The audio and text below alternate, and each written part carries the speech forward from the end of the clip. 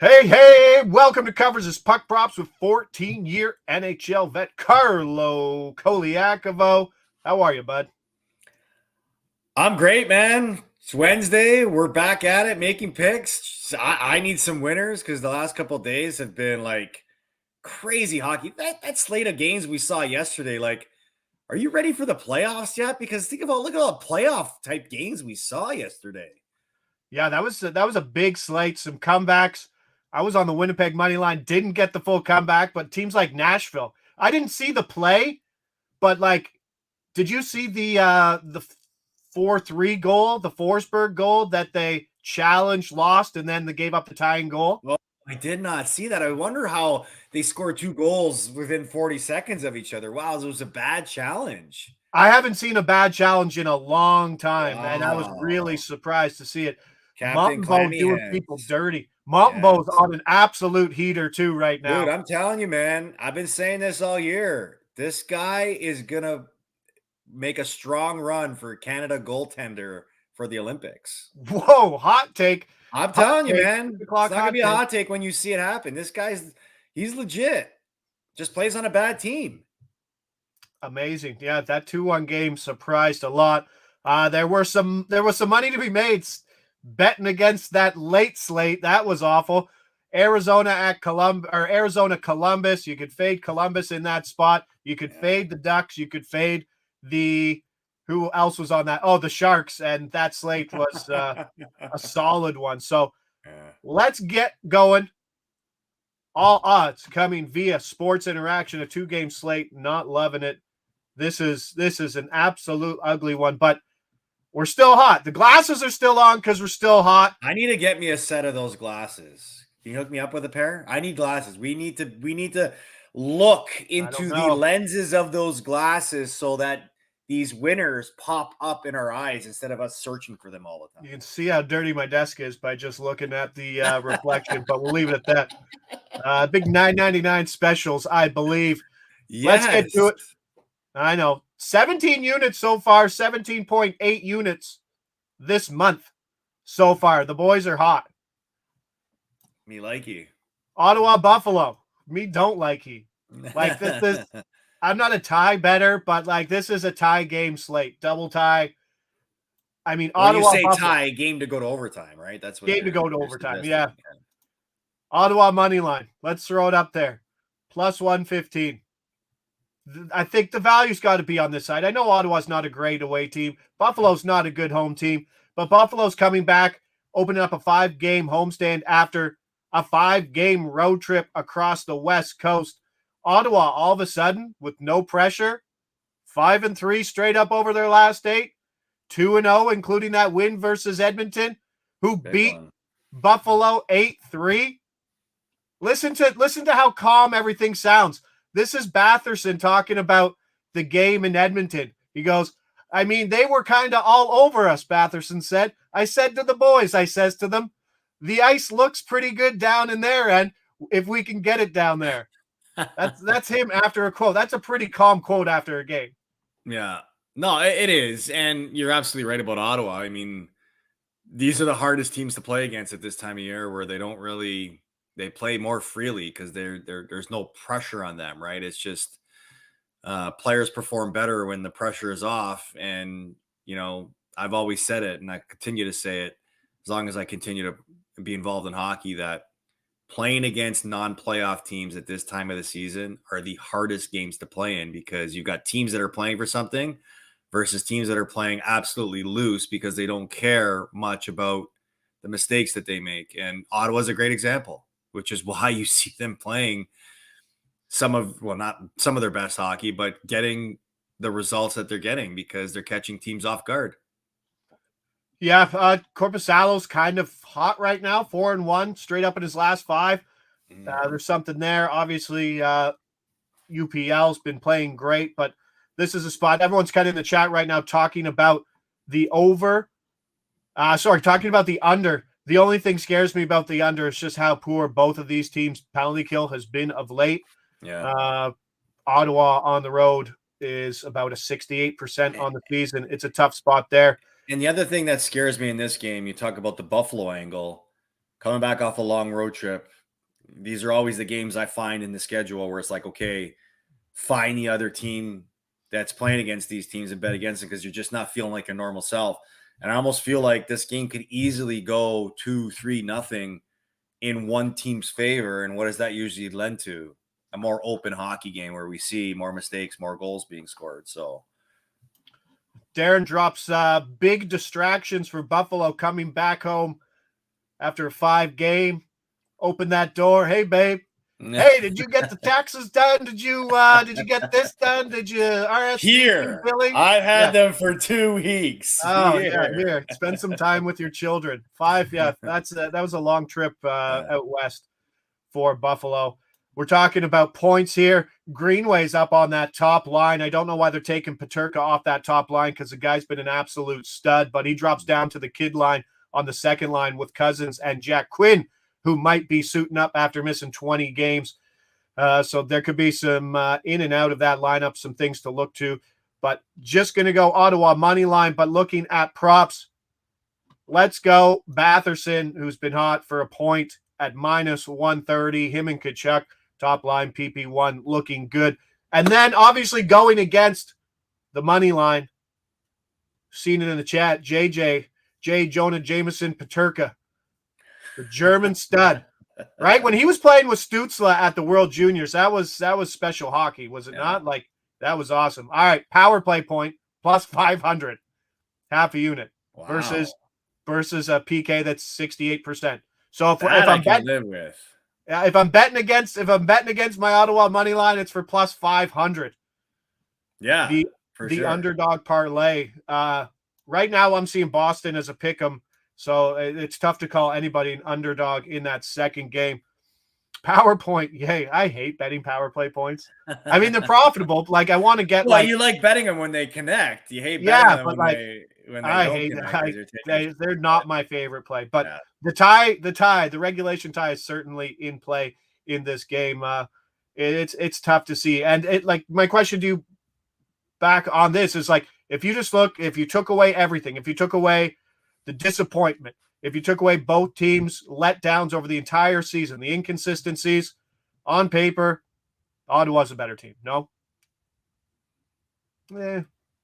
Tough to say. I think Buffalo's group of defense is better.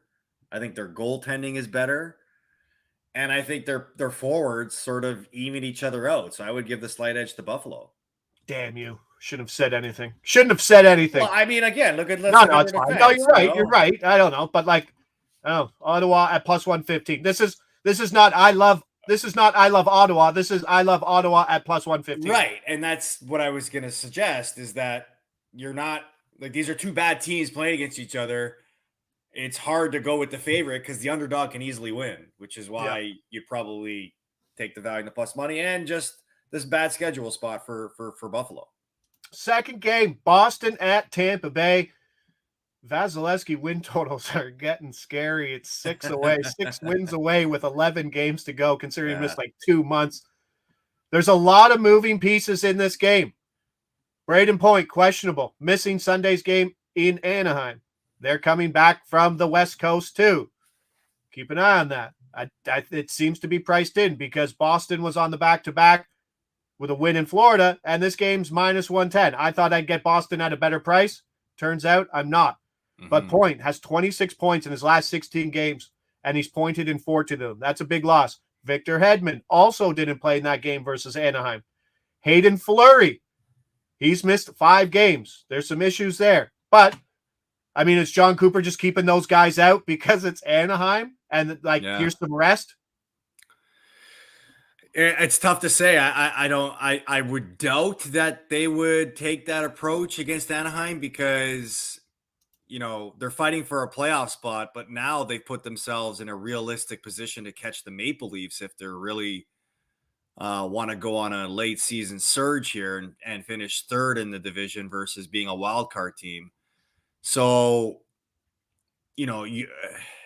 we would have to wait today to see after morning skate to see what the actual determination is on these two guys.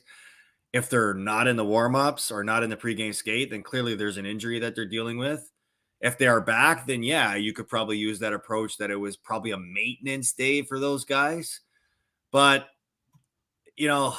looking at the Boston angle here, they get a very spirited win yesterday in Florida, which was a big matchup when you're talking about position in the standings to win the Atlantic, obviously chasing the President's Trophy as well, too. And I'm not sure if they want to do that again, considering the bad luck they had last year being that team. But this is a big game for Boston. And look, I've always been very hesitant this year, even at the start of the season where we had to give predictions of playoff teams. I've always been very hesitant to go against Boston. And I would be very hesitant to go against Boston in this game too, because there is no really built-in excuse. I know it's a back-to-back, but they've got a ton to play for right now, with positioning in the division for seeding, and obviously keeping up the pace for the President's Trophy as well too, which is something that I would imagine they'd love to win again. So because of that, you think the win yesterday that would probably work against most teams coming in on the second game back-to-back, big win versus Florida, going to Tampa, be like, okay, we played a great game, we're happy with that. But because of what they're chasing, because of standings, you think that you're still getting another 110 out of Jim Montgomery's club today, who will start Linus Ullmark? I don't know if you'll get 110, but what Boston has been a really good example of is that even when they're not at their best, they're like, if they don't bring their A game, they can win games playing their B game, which is something that they've adopted throughout in their culture. It's just like, look, we know we're not going to be at our best, but let's trust our structure. Let's trust our culture and just go out and grind away a win, because they're going to get great goaltending regardless of who's in net. I think it was Ullmark last night that played.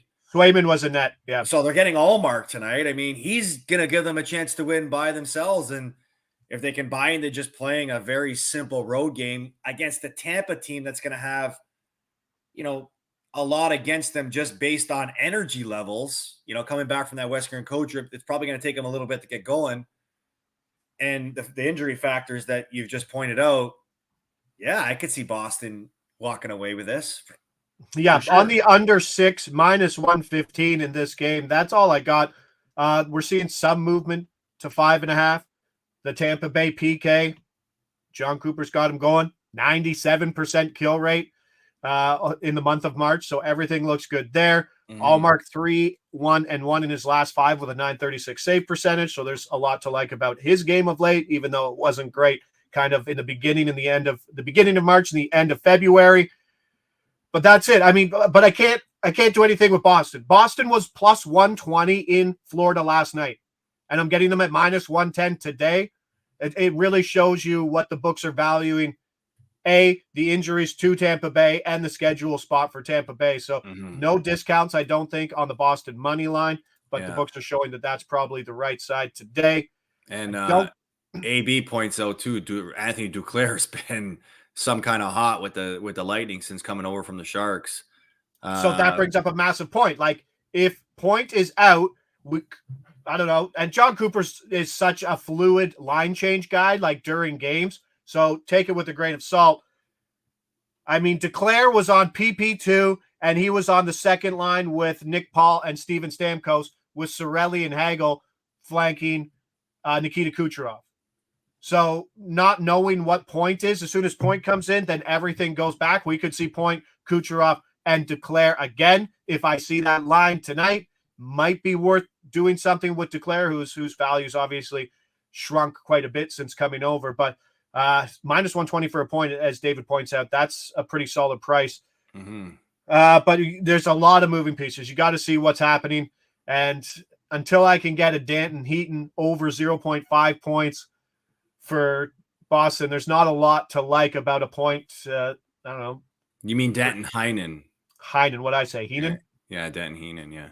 The E is long, bud. The E is long. Heenan. Bobby the Brain Heenan. Yeah. But I mean, no, we haven't got anything, but he's playing on that line with Pavel Zacha and Pasternak on 5-on-5 and actually filling in. Amazing what Jim Montgomery can do with just standing guys. What he's done with Charlie Coyle this year, Pavel Zacha this year, Heinen's up on that first line with Pasternak.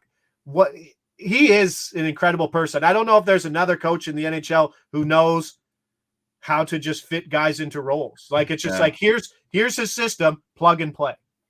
Well, I would say it's more of a culture thing that they've adopted there, where plug and play is, regardless of who the coach is, it's been the standard there through Bergeron and now carried into Marchand, where you just got to know your role and go out and play it. And I remember when we did the All-Star break, me and you did a futures show, and I said Montgomery. I'm not sure what the price was for Jack Adams, and Darren Folks points that out too. I know a lot of love is going towards Rick Tocchet, but I said at that point, if Boston wins the President's Trophy, how does this guy not become the front runner, considering this was a year everybody expected Boston to take massive steps back with no Bergeron and no Krejci? Losing your top 2 center icemen? Come on. Crazy. Brett Armstrong says, Urson for Calder, stop it. The guy got every start. He's still getting every start. That was still a great play. If he ran away with it, he would look good. Obviously, we were hoping Bedard would be out longer. And here's the thing. Even if he finds a way to drag Philly into the playoffs, he might not win the award, but he'll probably be in the top 3. Yeah, we were talking about the Torts. Right? We were high on Torts early. And Parker Smith does talk about another one because Morgan Geekie was getting top 6 minutes with Boston, and he's fit in well on that team too. Like, if Zaka or Coyle go out, Geekie will just transition to a top 6 or top 2 centerman on that team in Montgomery's system. But we'll see. I mean, we got a lot of race. We got the Art Ross race coming. I'm on McDavid. Race. Like, I want that McDavid badly. And it's I think it's 5 points now with a game in hand, or 4 points with a game in hand. It's getting close. Matthews got 1. He still needs to get a goal per game to hit that 70. And like I said, I still think if he gets 70, then it's still his MVP.